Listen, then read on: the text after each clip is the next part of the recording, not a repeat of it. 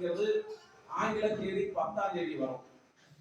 சரி, இந்த நிகழ்ச்சியை ஆரம்பிக்கும் போது மிளகு கொடுக்குறாங்க இல்லையா, மிளகெல்லாம் நல்லா மென்று சாப்பிடுங்க. கொஞ்சம் வேணா மிளகு அரைச்சு வச்சுங்க. இந்த வயசானவங்க பொடியை பண்ணி கொடுக்கணும் கொடுத்து. சரி, அதுக்கு அடுத்து இளநீர்ல மூலிகை சாறு கலந்து கொடுப்பாங்க, அதை குடிச்சுங்க. அது எப்படி குடிச்சுக்கிறீங்க. மூன்றாவது நம்ம கண்கள்ல மருந்து விடுவோம். கண்கள்ல மருந்து விடும் போது